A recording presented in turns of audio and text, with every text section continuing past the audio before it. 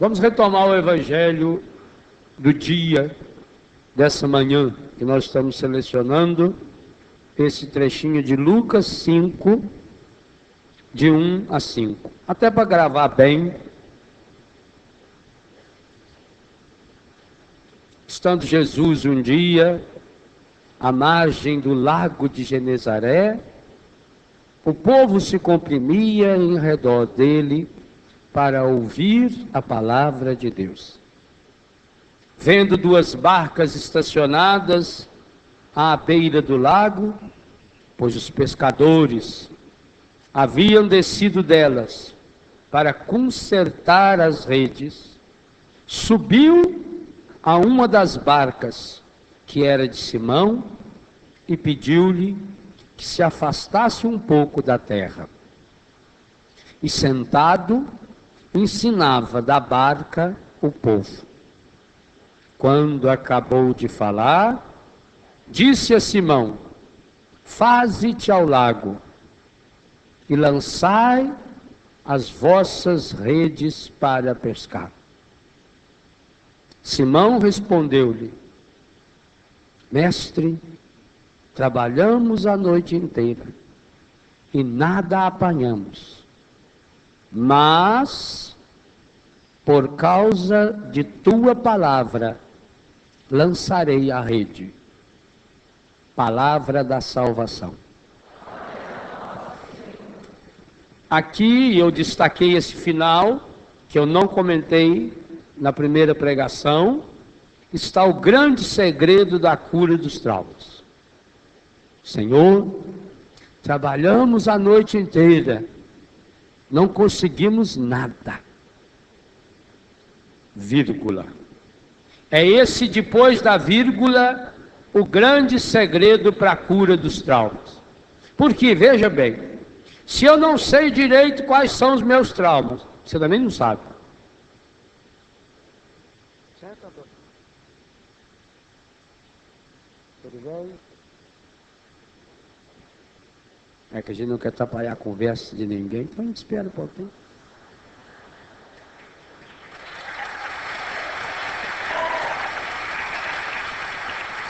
Se eu não sei quais são os meus traumas, não existe nenhuma técnica, nem de regressão, nem de psicologia de avançada, não existe nenhum aparelho, nenhuma tomografia computadorizada, nenhuma ressonância magnética que possa entrar no nosso inconsciente e falar: olha aqui, essa manchinha aqui, isso aqui é o trauma.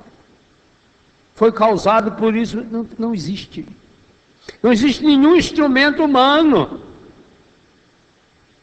A única possibilidade de uma pessoa ser verdadeiramente curada dos seus traumas é na força da palavra de Deus. Por isso que quem não tiver intimidade com a palavra, quem não ouvir essa palavra, só a palavra de Deus, e Deus é delicado, já falei isso várias vezes, pode entrar no nosso ouvido. Por isso a importância de não atrapalhar ninguém. Quando eu insisto, e eu brigo mesmo, na minha casa eu paro as pregações, eu fico esperando parar a bagunça. Por que nós somos rigorosíssimos? Exatamente por isso, porque a gente não pode brincar com as coisas de Deus. A fé entra está na palavra isso. O barulho, gente, o barulho é uma experiência demoníaca, para você não ouvir. Porque já que o encardido não impediu você, de mesmo com chuva, com toda dificuldade, deixar a sua cidade longe e vir até um acampamento desse, ele não conseguiu. Agora ele vai tentar você aqui dentro de outras formas. Então o barulho, para impedir que a palavra entre pelo ouvido. Agora, para entrar pelo ouvido e sair pelo outro, não adianta nada. Ela precisa entrar no ouvido e do ouvido ir para o coração. Então eu preciso de um processo de aceitação da palavra. Quando Jesus contou a parábola do semeador, ele disse que a semente foi lançada em todos os terrenos. Deus não se recusa a lançar a sua graça a todos e a cada um de nós. Agora, o efeito que essa semente vai fazer no terreno vai depender do tipo de terreno. O efeito que a palavra vai fazer no coração vai depender do jeito que a gente escuta essa palavra. Então eu escuto, a palavra penetra na minha cabeça, é consciente. Eu abaixo a cabeça, por exemplo, o que é muito importante nos momentos de oração? Abaixar a cabeça, fechar os olhos. Quando fala assim, põe a mão no coração. É claro que nós sabemos que o coração não está aqui nesse pedacinho não, aqui está o coração físico. Mas são gestos que vai levando você a tomar consciência da palavra. Põe a mão no seu coração, feche os seus olhos. Então você está entrando no mundo da palavra. Você está dando livre curso para a palavra, que entrou no meu ouvido, veio para o meu cérebro, agora desceu. Ela começa essa passagem, é o momento do subconsciente.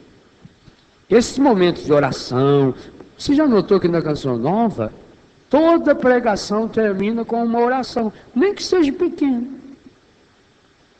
Logo em seguida, uma canção, por isso que os músicos têm que estar atentos. Eu sei direitinho, quando eu estou pregando aqui ou em casa, se os músicos estão atentos à pregação. Porque pensa numa música que tem a ver com o tema pregado. Quando eu vejo que eles entram aí depois cantando qualquer música, não prestaram atenção. Aliás, isso tem que começar antes. Já sabe o tema do acampamento? Já tem que pensar. Que música a gente podia cantar nesse acampamento? Qual é a música que a gente devia retomar várias vezes nesse acampamento? Por quê? Porque a função da música é pegar a palavra que já está no subconsciente, essa é a função mais importante da música, e lançá-la no inconsciente. Vocês, músicos, pensam na responsabilidade de vocês. Um dos elementos mais importantes para que a palavra ouvida saia do subconsciente. No subconsciente, o que leva a palavra para o subconsciente? Esses gestos de oração. Fechar o olho, pôr a mão no peito, tocar na pessoa que está do lado. Desce do consciente para o subconsciente. Para o inconsciente, o instrumento mais importante que grava lá no íntimo é a música. A música é de uma força poderosíssima. Bom, tanto que a música, eu falei aqui no acampamento da música, a música é o grande instrumento que o Espírito Santo que inspirou. A música é um patrimônio da igreja. A música é um patrimônio cristão. Pelo menos esse estilo de música que nós conhecemos. E interessante, todas as religiões têm o seu estilo de música. Aquilo que o budismo tem de mantra. Mantra não é católico, não. Eu acho um absurdo quando no encontro uma pessoa católica fala, vamos cantar um mantra. Mantra não é católico. Mantra é budista. Nós não temos que cantar mantra. Eu respeito muito o mantra do budista. Ele que mantrenha o tanto que ele quiser lá. Agora, nós católicos, música. As notas musicais, dó, ré, mi, fá, sol, lá, si, dó. Essas 7 notas musicais, na verdade, são as primeiras sílabas de uma oração feita a São João Batista. Cortou-se as primeiras sílabas, mudou a primeira para virar dó, pronto. Nós temos as notas musicais. Então, quando você fala em nota musical, você está falando em oração. Porque as notas musicais, o nome das notas musicais, pertence a uma oração. Por isso a igreja sempre investiu muito. Por isso não existe nenhum evento da igreja que não tenha música apropriada. Pena que perdeu isso também. Por exemplo, antigamente chegaram na Quaresma. Todo mundo sabia cantar a música da Via Sacra. Pela Virgem dolorosa, nossa mãe tão piedosa. Olha o ritmo. Olha o ritmo triste, pensativo. não é? E ia contando a Via Sacra inteira. Hoje é capaz de não saber mais cantar isso. Porque hoje eles enfiam a música que quiser, porque graças a Deus tem muita música. Hoje eles põem louvado seja meu Senhor. Quando Jesus caiu pela primeira vez, louvado seja o meu Senhor. Isso é um absurdo. Perdeu-se a trilha sonora. Eu tenho estudado muito sobre esse tema. É preciso ter uma trilha sonora de cura interior. Escrevi sobre isso no livro Segredos para a Cura Interior. Nós precisamos ter uma trilha sonora. Quer dizer, eu preciso ter CDs ou fitas, ou escutar rádios que toquem canções que me ajudem a ser uma pessoa curada. E não uma canção que agita, que machuca, que preocupa, que inquieta, ou que traga as mensagens horrorosas do inconsciente. Então, num acampamento, num retiro, a música tem um papel fundamental, que é trazer do subconsciente para o inconsciente. O tema. E aí você vê que é muito mais simples de entender. Quando a música que se canta está relacionada ao que foi pregado, casou.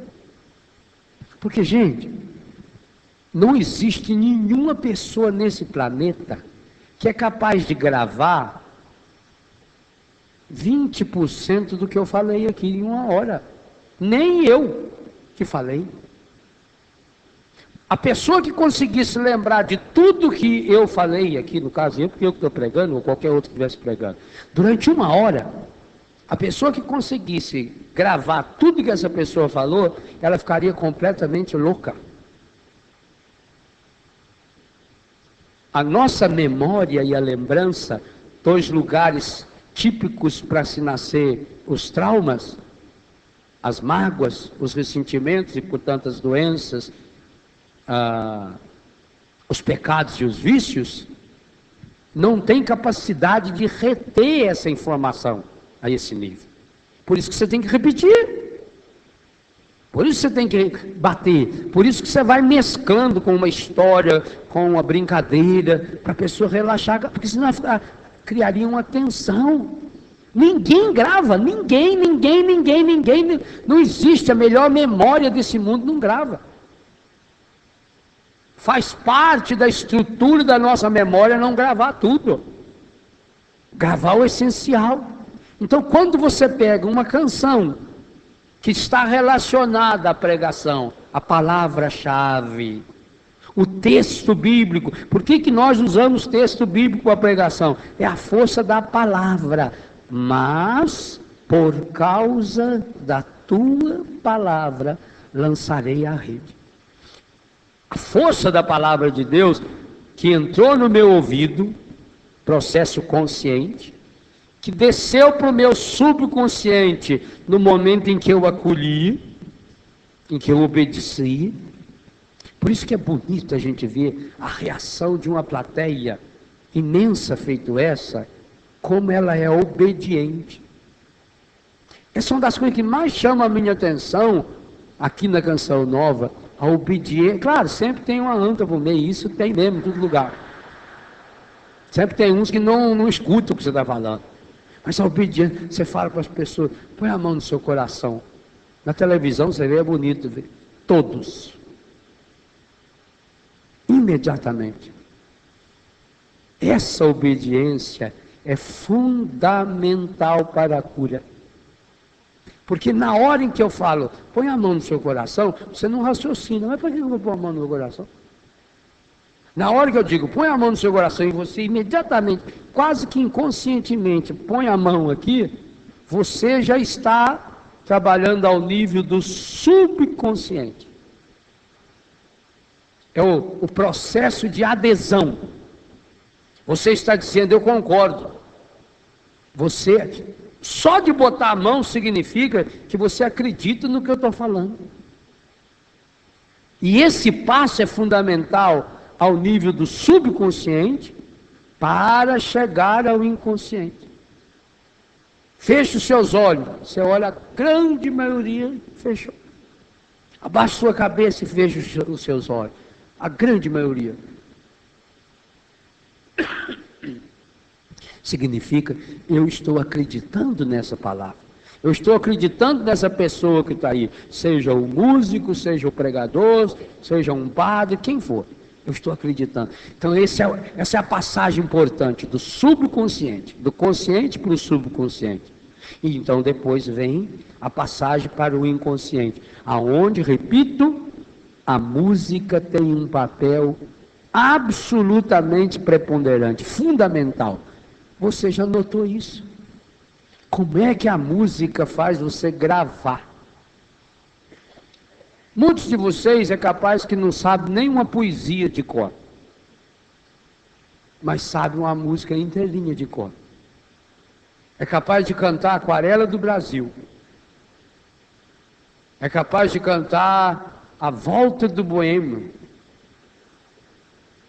Carinhoso. Falando do povo mais antigo. Os mais novos só conhecem essas musiquinhas que tem aí.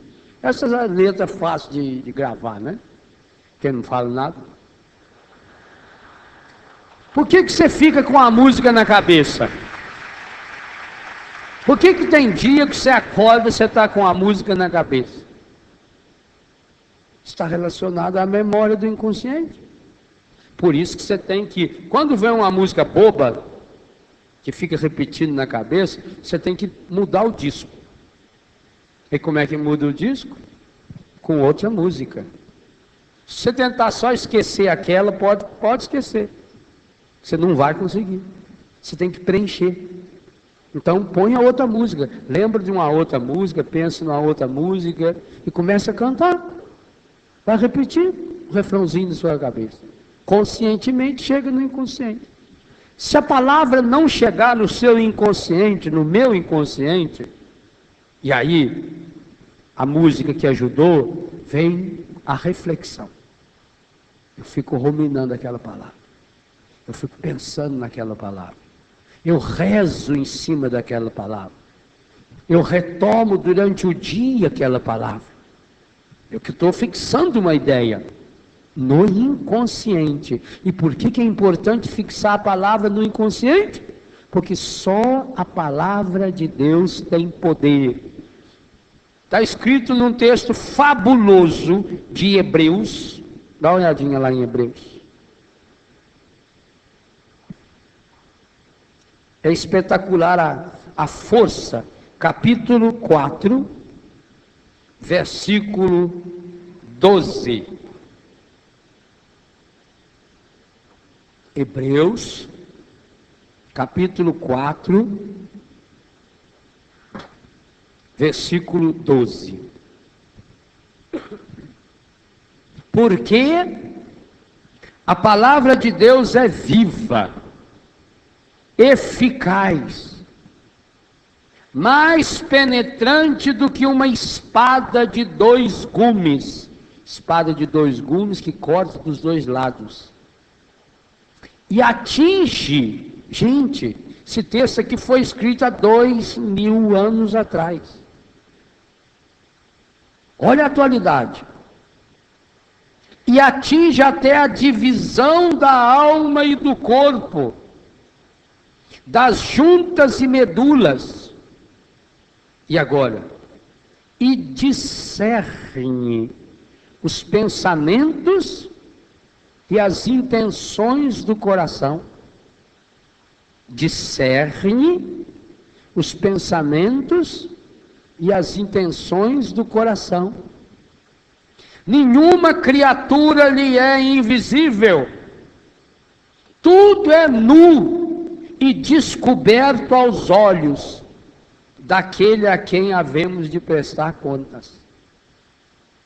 A palavra que penetra mais do que uma espada de 2 gumes, atinge a divisão da alma e do corpo, discerne os pensamentos e intenções. Essa diferenciação entre pensamento e intenção, Quer dizer, ele está usando a questão da razão, que é um dos elementos que eu citei na primeira pregação, e intenção, ele está citando a nossa capacidade emotiva. Discerne. O que é discernir? Discernir aí no cerne.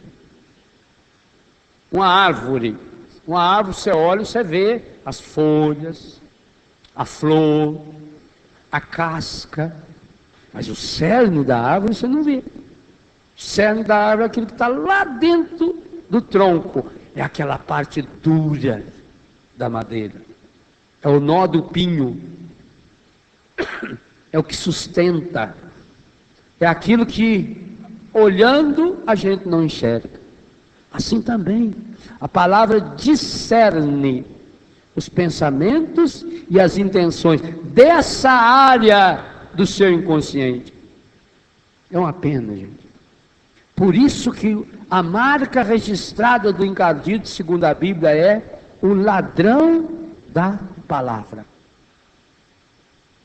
Jesus disse, em Mateus 13, que o demônio se disfarça de um passarinho para roubar a palavra. Essa é a marca dele. Primeiro ele tenta impedir o mundo de ouvir a palavra. E não precisa ir longe para ver, basta ver os meios de comunicação. Que absurdo! Como os meios de comunicação são contrários à palavra de Deus. Outro dia, lá em casa, agora, semana passada, uma senhora me dizia, a senhora no retiro, com muita naturalidade, assim, chegou na minha mesa lá do almoço e falando, porque aí eu chego em casa e vou assistir a novela Alma Gêmea. Gente, essa é uma novela espírita, patrocinada por associações espíritas lá do Rio de Janeiro. Patrocinada. Como é que um católico, meu Deus, pensa. É a mesma coisa, seguinte, você tem um restaurante, serve comida maravilhosa para todo mundo, aí você chega em casa, pega um prato, enche ele de bosta e senta para comer. Você come. Bem decoradinho, assim. Forra bem o prato, põe um tomate no meio, assim, que é a flor, uma salsinha, quibe cru. Vai passando aquilo patezinho no pão. E por que você faz isso com a sua alma? É isso que você está fazendo com a sua alma. E pior ainda, não é só bosta não, é bosta com veneno. Você está matando a sua alma. Assim. Então o demônio investe muito para a pessoa não ouvir a palavra.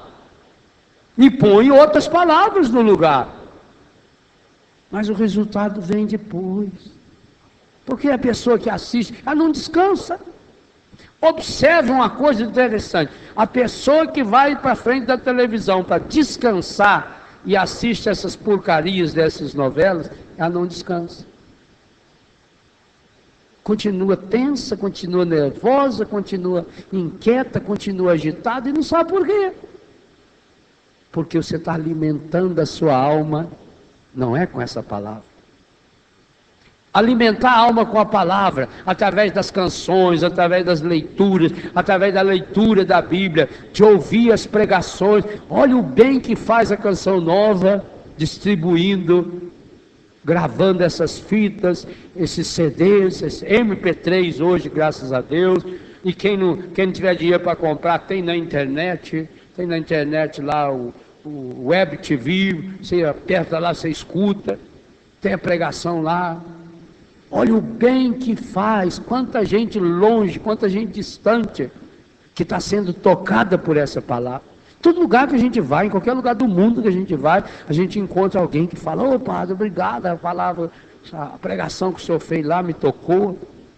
Quando a pessoa fala assim, aquela pregação me tocou, é exatamente isso. significa que começou o processo do consciente para o inconsciente. Já está, no mínimo, meio caminho andado.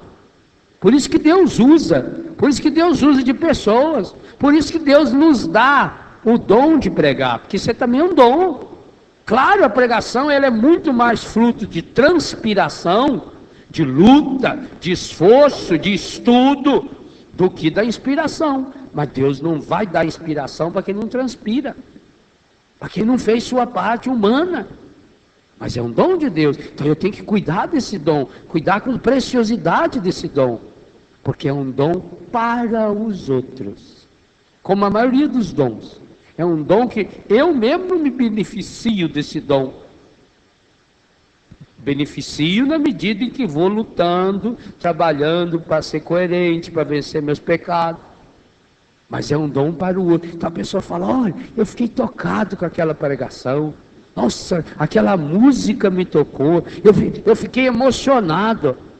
Aqui está a diferença do emocionalismo e da emoção. Nós não devemos favorecer o emocionalismo e ficar mexendo na ferida da pessoa para ela ir ficar compungida, não. Mas nós não devemos ter medo de manifestar as emoções da pessoa. Como é bom para nós, pregadores, quando a gente vê que as pessoas estão aderindo à palavra. Mas não porque, ela vai aderir à palavra e vai gostar de mim.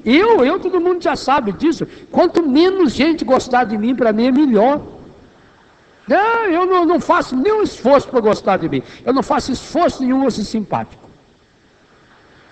Nenhum. Por isso não adianta ir lá para trás esperar eu lá, porque eu não vou conversar com ninguém. Eu vou entrar dentro do carro e vou sair. Pô, tem que voltar depois, ora, bora. Prega 1 hora para você ver, depois aguenta os outros. Fica... não tem esforço nenhum. Eu não sou candidato a nada. Não preciso de voto. Eu quero ser instrumento de Deus. Isso sim. Como João Batista pedia, eu queria aprender cada dia.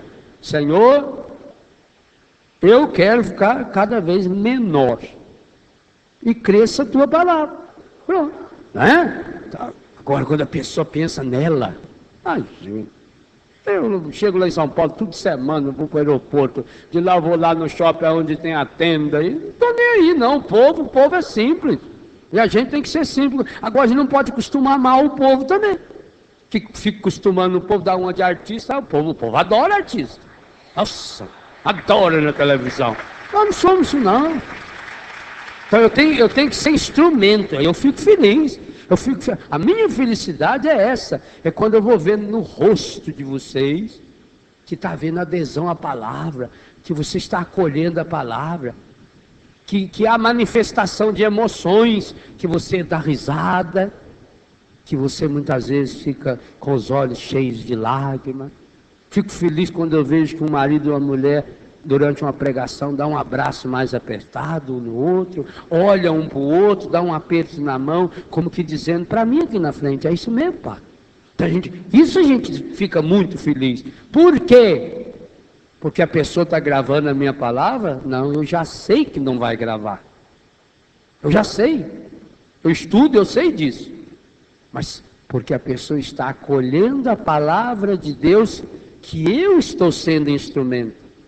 E é a palavra de Deus, aos 2 textos, tanto Lucas 5 como Hebreus 4, é a palavra de Deus que tem poder de ir lá no nosso inconsciente, lá no íntimo. Ao inconsciente, ensinava o padre Sérgio Renquemaia, um grande abraço ao padre Sérgio, um homem de Deus, que vive lá em Armazém, em Santa Catarina.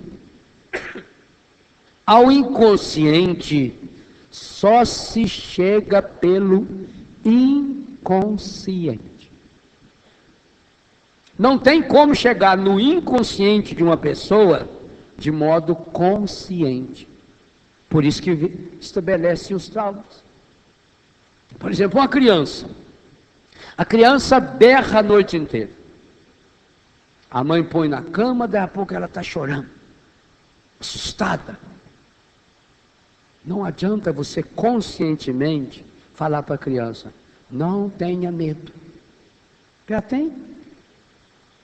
Então eu tenho que entrar no inconsciente da criança. Como é que eu entro no inconsciente de uma criança?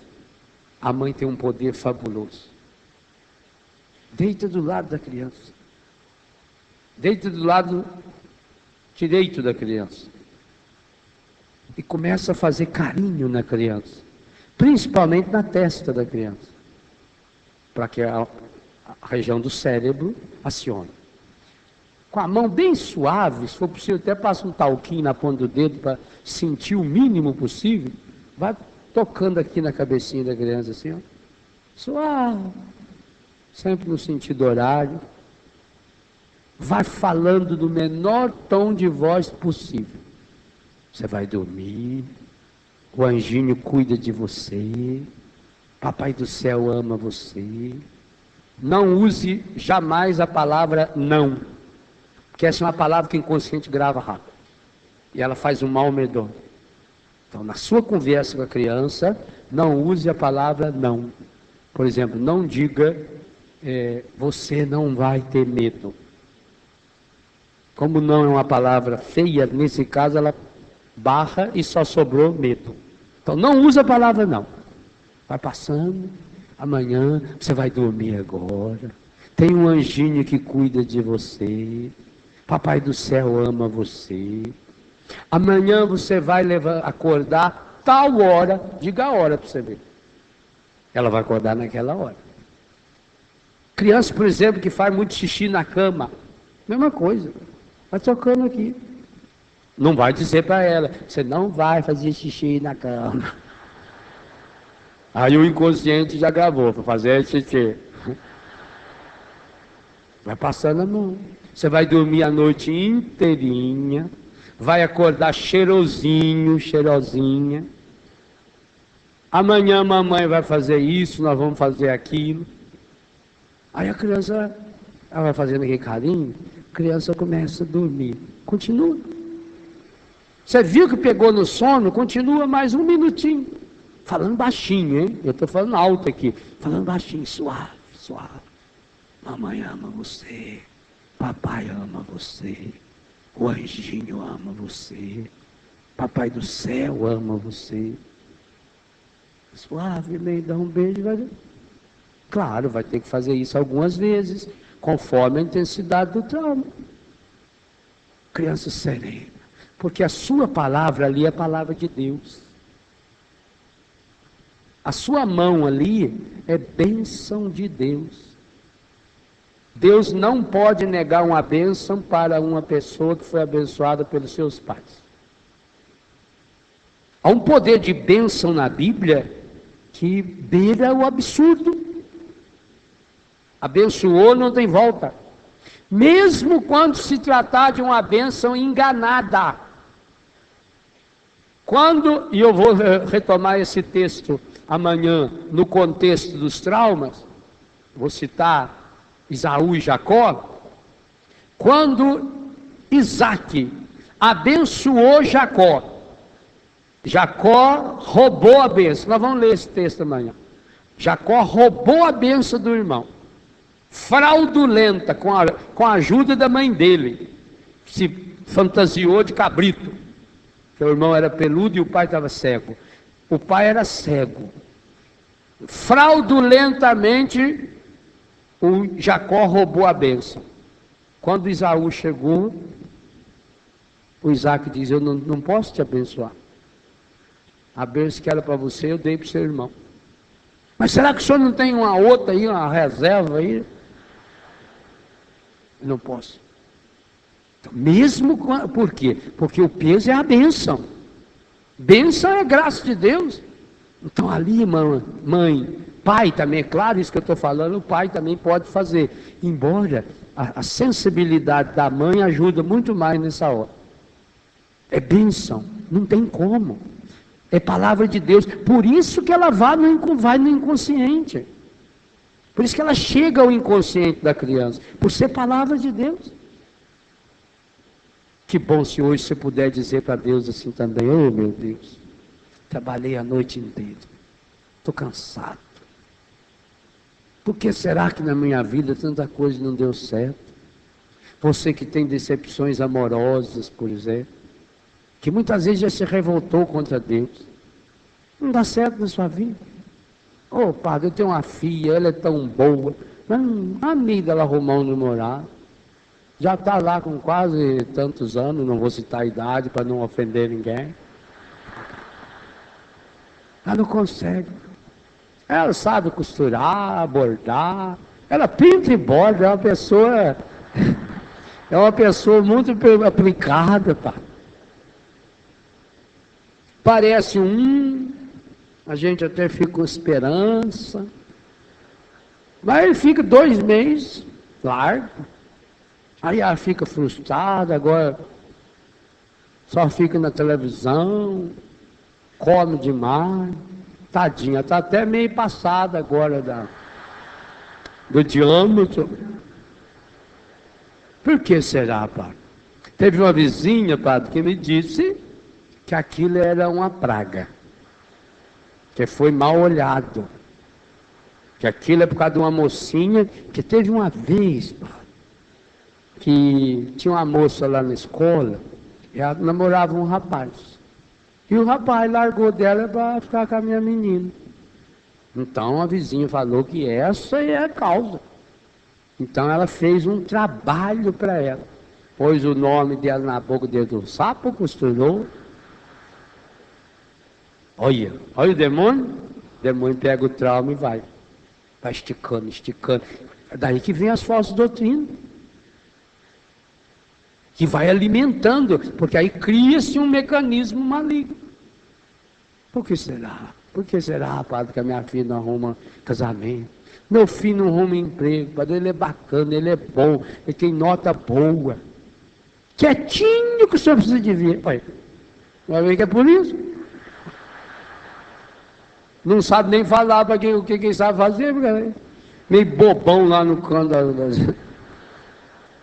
Sempre com o lenço lá limpando aqui assim. É por isso.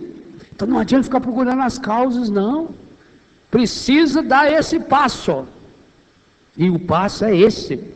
Por causa da tua palavra.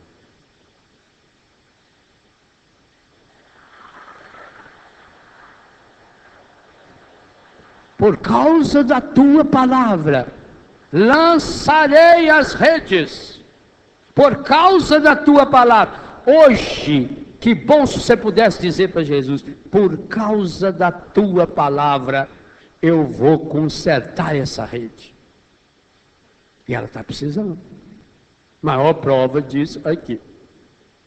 Olha bem bolada aí, ó. A gente olha e fica, meu Deus, quanta gente traumatizada, ó. Quanta gente precisando de cura, hein? Ó, o timão, hein? Que bom! E que bom que essa gente que precisa de cura, começar de nós, bom, eu já disse que preciso mesmo, está aqui. Aonde essa palavra está sendo semeada. Aonde Deus está semeando essa palavra. Então, acolha a palavra semeada no seu coração. Acolha, por causa da tua palavra. A força da palavra de Deus para ir lá. Talvez o seu trauma seja relacionado a um vício.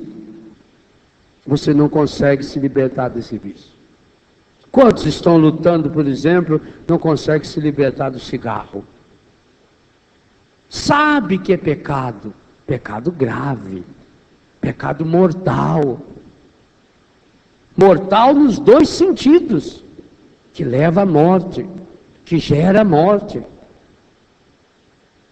Mas não consegue.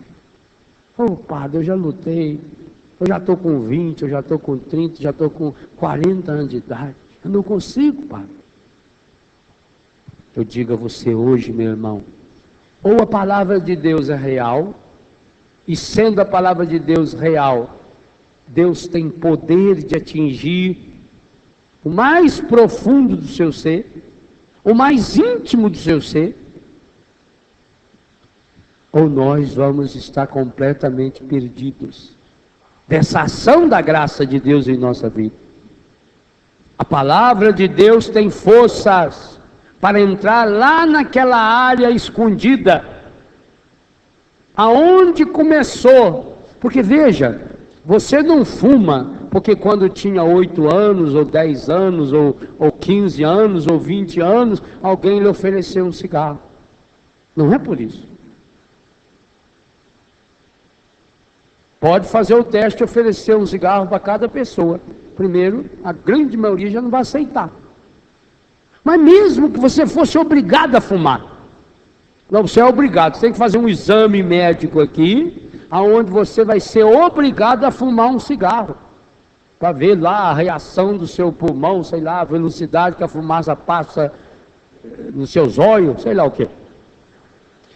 A grande maioria absoluta, iria fumar esse cigarro, e ia ficar com aquele gosto na boca, querendo logo escovar o dente, e Deus o livre porque tem nojo.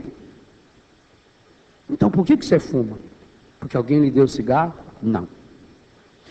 Porque alguém lhe deu cigarro na hora em que você estava numa carência.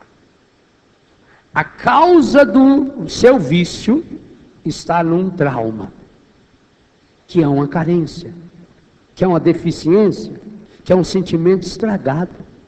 Se não for preenchido esse trauma, você pode brigar com você, e aí piora, porque o vício faz você, se você briga com o vício, além de não resolver o problema do vício, além de não curar o vício, você ainda vem com a autopunição, e quem sabe o trauma não esteja relacionado à autopunição. Alimenta ainda mais. Então é preciso ir na causa. Mesma coisa o álcool. Meu Deus do céu. Eu sei disso bem, por experiência lá na Betânia. E no Brasil isso está lastrando, gente. O Ministério da Saúde tem pesquisas recentes.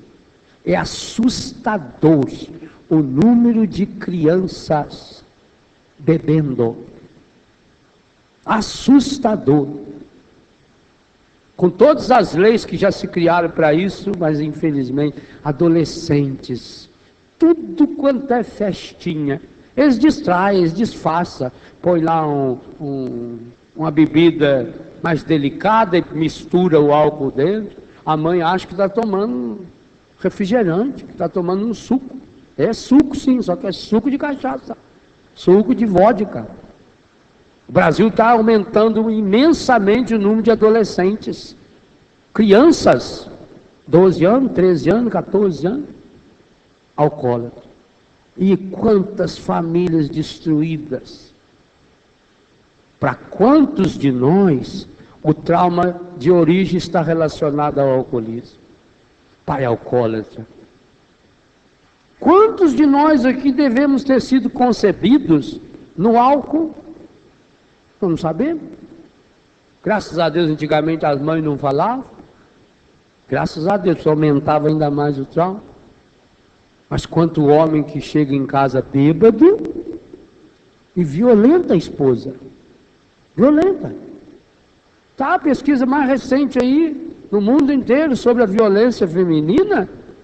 Vocês sabiam que no mundo, a cada 15 segundos, uma mulher sofre violência, e a maior parte do marido? E a violência sexual, então, dentro de casa, que isso não aparece nas estatísticas. Mas eu, como padre, não sou padre velho, não. Eu tenho 15 anos de padre só. Quantos casos eu já atendi? Padre, meu marido chega bêbado, eu já estou dormindo, ele força uma relação íntima, se eu não aceitar, ele bate em mim, já bateu em mim, já tive vezes, padre, que eu tive relação chorando, porque eu estava apanhando dele. Sobe em mim, bate em mim, sufoca, dá tapa na minha cara, enquanto está relacionando-se intimamente.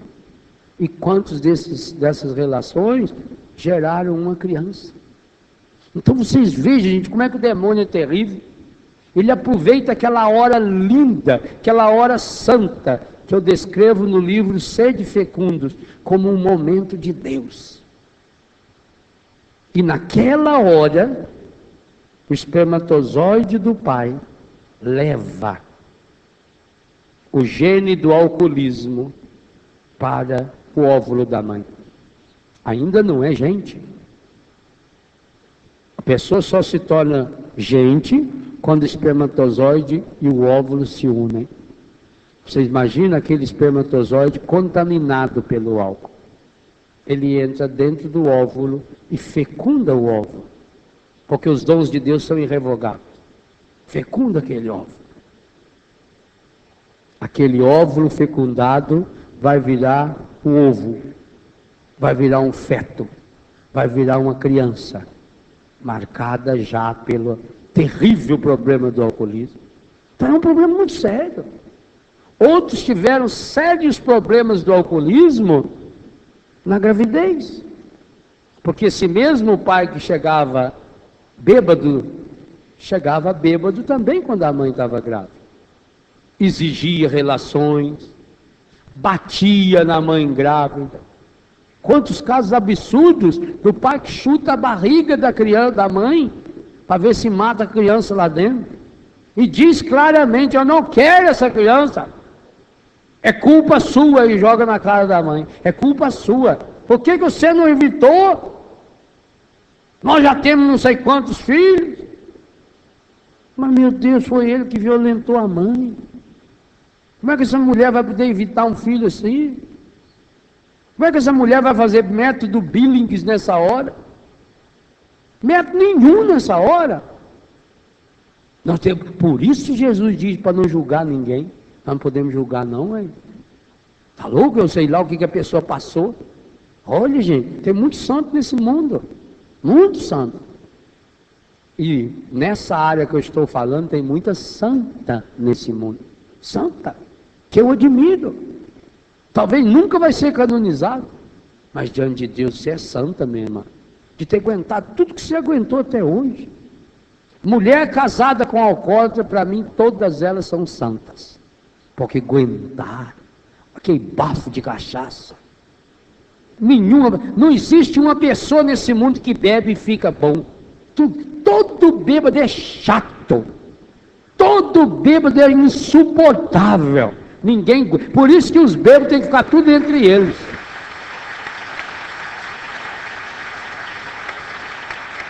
E quantas das senhoras ainda põe na cama, ajuda a dar banho, ainda está preocupado com a comida dele. Eu admiro, vocês são santas. Isso é uma graça de Deus. Mas o problema do alcoolismo tem que ir lá na causa dele. Também não devemos julgar esse cara que fez tudo isso. Porque tem uma causa que a gente não sabe qual é e que ele também não sabe. Muitas e muitas vezes, a pessoa que sofre mais com o alcoolismo é o alcoólatra. Ele não queria. Ele quantas vezes deve ter pedido para Deus: oh meu Deus, cura eu. Quantas vezes renunciou ao alcoolismo? Mas não consegue porque tem um trauma lá. Está lá no íntimo do coração dele. Uma força demoníaca. Por isso que é importante renunciar ao demônio. Mas só renunciar ao demônio não adianta. É preciso ir na causa. É preciso ir lá aonde os traumas estão. É preciso repetir essa palavra de Pedro hoje. Senhor, trabalhei a noite inteira. Ouça, eu estou lutando contra o alcoolismo, Senhor, já tem 10 anos, 15 anos, 20 anos. Eu estou lutando contra o cigarro, o tabagismo, já tem tantos anos. Eu estou lutando, Senhor, contra esses desequilíbrios de temperamento. Eu estou trabalhando contra isso há muito tempo. Não deu nada. Trabalhamos a noite inteira e nada pescamos. Não deu nada, Senhor. Parece que é derrota em cima de derrota. Mas, e essa eu queria que fosse a tônica da oração que encerra essa manhã desse acampamento. Mas, por causa da sua palavra, lançarei as redes. Vá fazendo o exercício. Põe a mão no seu coração, feche os seus olhos, acolha a palavra. Repita essa frase do Evangelho. Já tem a força da palavra na própria palavra. Mas, por causa da tua palavra, por causa da tua palavra, Senhor, eu estou agora consertando a rede do meu coração. Por causa da tua palavra, Senhor, eu estou agora retomando a minha vida na sua presença. Pai Santo, Pai querido, Pai amado, eu não sei a causa dos meus traumas. Eu sei que eu os tenho por essas enfermidades que eu estou vivendo, física, psíquica, por esses vícios que eu não consigo dominar, por esses pecados que ainda não consegui vencer. Eu sei que tem esses traumas. Sei que tenho experimentado os estragos que os traumas fizeram e fazem em minha vida, tanto no meu físico, como no meu psíquico, afetivo ou espiritual. As dificuldades que eu tenho de me relacionar com as pessoas, Senhor. Meu temperamento é terrível, Senhor. Eu sei que é muito difícil conviver comigo, Senhor. Eu tenho uma irritação, uma raiva, um mau humor, Senhor. Eu sei que é difícil conviver comigo, Senhor. Eu sei que é difícil conviver comigo, Senhor, pela minha indelicadeza, por ser uma pessoa mal educada, áspera. Senhor, eu sei que é difícil conviver comigo porque eu tenho palavras muito pesadas que machucam as pessoas. Mas eu não sei qual é a causa de tudo isso. Até hoje, Senhor, eu lutei contra os problemas. Eu tenho lutado contra os meus vícios. Já renunciei. Já joguei um maço de cigarro fora. Independente. Pouco tempo depois, lá estava eu comprando de novo. Comecei com um, com dois, escondido. E hoje estou completamente dominado pelo vício, pelo alcoolismo. Eu não sei a causa, Senhor. Muitas e muitas vezes, Senhor, eu já caí no desânimo. Não adianta nada lutar. Não adianta nada. Eu fui acreditando nisso, Senhor, que não adiantava nada. E parece que o mal foi ganhando força dentro de mim, dentro do meu coração, dentro da minha história. Mas hoje, por causa da tua palavra, lançarei as redes. Por causa da tua palavra, Senhor, eu estou abrindo o meu coração. Eu estou tocando no meu coração agora, no meu inconsciente, e suplicando: Espírito Santo de Deus, toque nessa tarde, no início dessa tarde, no meu coração. Nesse final de semana aqui, na Canção Nova, Pai, toca no mais íntimo do meu ser. Eu confio, Senhor, na força da tua palavra.